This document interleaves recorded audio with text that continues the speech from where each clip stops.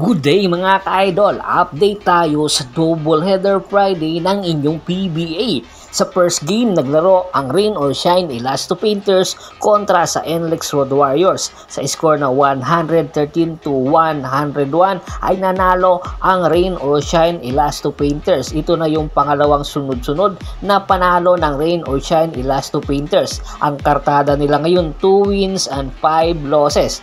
At naging best player of the game ay ang kanilang import na si Demetrius Trendwill, na kung saan kumana ng 23 big points, 18 big rebounds at 4 assists para pangunahan ang Rain or Shine Elasto Painters. Ito rin ang pinaka-best game ni Demetrius Trendwill, na kung saan nagsimula nga siya ng 4 points lang sa kanyang debut game. Samantala, sa second game, naglaro ang SMB kontra sa Northport Batanguer. Sa score na 115-101, nanalo ang Northport Batanguer at naging best player of the game ay si Arvin Tolentino, na kumana ng 28 big points at 10 rebounds para pangunahan ang Northport Batanguer sa kanilang panalo. Ang kartada ngayon ng Northport Batanguer ay 5 wins and 2 losses. Ang panalong ito ng Northport Batanguer ay handog nila sa kanilang import na si Binky Jewish, na kung saan hindi nga nakapaglaro dahil sa iniindang injury. Kaya inaasahan sa mga susunod na game ay magbabalik na si Binky Jewish ngayong linggo kontra sa Meralco Bolts.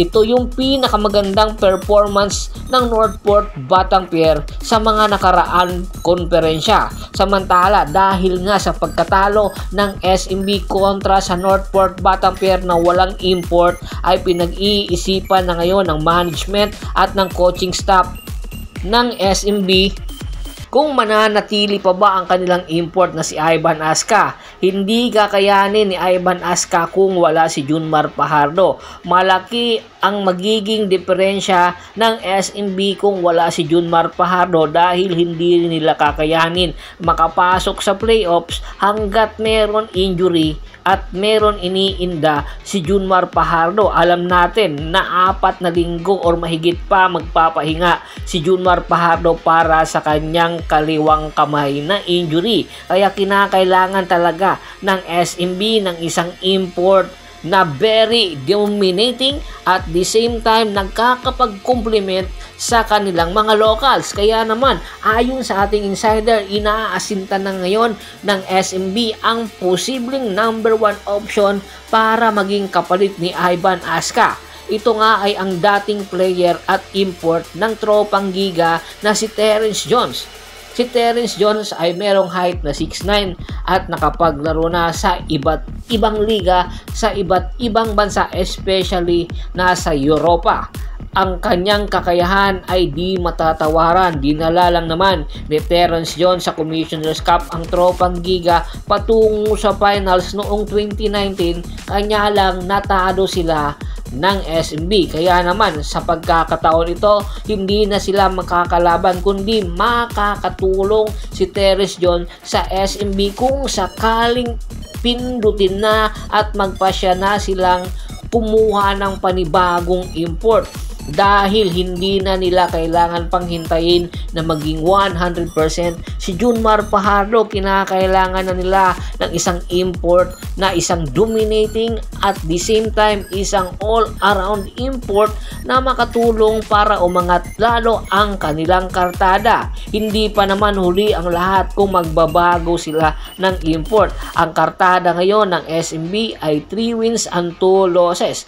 Malaki ang may tutulong ni Terrence Jones para iangat ang kartada at idala ang SMB patungo sa finals, na kung saan matagal din at ilang konferensyang hindi nakukuha ng SMB. Kaya anytime aabangan natin ang mga pasabog na gagawin ng SMB. At isa pa, malaki rin ang posibilidad na papalitan ang head coach ng SMB anytime ni Coach Leo Austria. Samantala, ayon din sa ating insider, matapos nga ilagay sa free agent market ng big man na Converge Fiber Xers na si Barkley Iboña.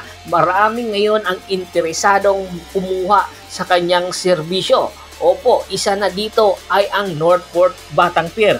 Bagamat maganda ang ipinapakita ng Northport Batangpier sa elimination, hindi kakayanin ng Northport Batangpier kung kulang sila sa big man. Dahil ang big man rotation nila ay 2 big man lang o 3 big man na nagpapalitan. Kinakailangan nila ang serbisyo ni Barkley Iboña na isang 6'6". Si Barkley Iboña ay isang defender at the same time energy guy na makakatulong sa rotation ng Northport Batangpier.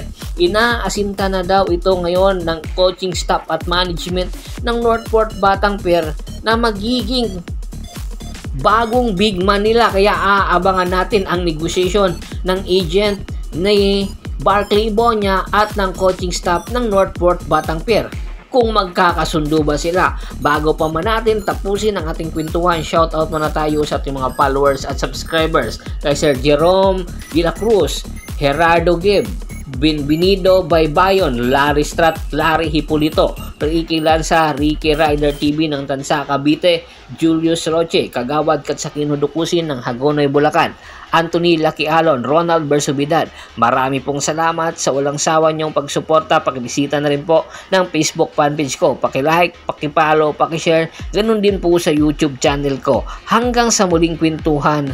Maraming salamat po.